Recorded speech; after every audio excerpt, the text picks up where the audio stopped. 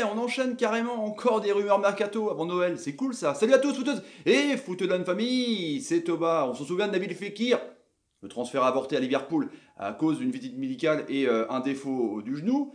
Et il est revenu quand même assez en forme, le meilleur de jeu de Lyon, avec donc 4 buts et 2 passes décisives, et 3 buts en Champions League, super important évidemment à City, on se souvient, avec l'exploit de l'OL. On s'en souvient aussi de ce but magnifique qui a qualifié Lyon contre Shakhtar Donetsk, cette lucarne incroyable. Même ce week-end, contre Lyon, cette même lucarne, Fekir est revenu en forme. Mais il a compris évidemment, l'ami Olas, que avec Fekir tu peux te faire de la thune, ça c'est clair. Donc on parle d'un transfert au Real Madrid carrément. Du moins, on précise quand même que ce sont les agents du joueur qui ont proposé Nabil Fekir au Real Madrid pour essayer de mettre la pression parce que Nabil Fekir arrive en fin de contrat en juin 2020. Donc c'est clair que tu peux vendre moins cher ton joueur quand il reste qu'un an de contrat, on est d'accord. Donc c'est peut-être pour mettre de la pression pour une prolongation ou pas de Nabil Fekir, mais je pense quand même qu'à 25 ans, il a pratiquement tout connu à Lyon, il est temps d'aller voir pour lui, entre guillemets, un club de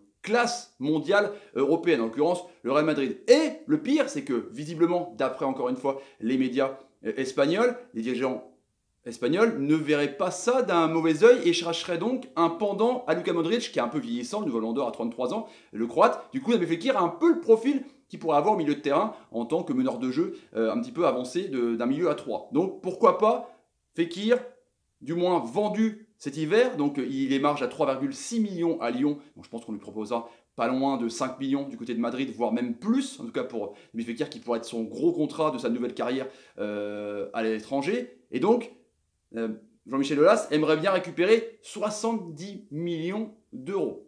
Ça fait quand même une grosse somme. C'est clair que là, il pourra vendre énormément et pourquoi pas acheter d'autres joueurs aussi pour essayer de compenser le départ de Fekir. On parle aussi d'avoir à Chelsea. Enfin, je pense qu'il va perdre pas mal de gros joueurs, Jean-Michel Aulas, la saison prochaine. Donc voilà où on en est. L'agent de Fekir a proposé donc son joueur au Real. Le Real est intéressé et l'ami Aulas aimerait bien le vendre pour que le Real le reprête pour la fin de saison. Évidemment, jouer le podium pour la Champions League, c'est important. Tu touches 1 million quand même quand tu te qualifies directement 3e ou 2e pour donc repartir cet été et faire l'entraînement et la préparation physique avec le Real Madrid. Donc les amis, vous mettez dans les commentaires ce que vous pensez de Nabil Fekir, quand même avec 4 buts, 2 passes décisives encore une fois en championnat et 3 buts en Champions League, un joueur quand même qui a la cote en Europe, du côté des Merengues.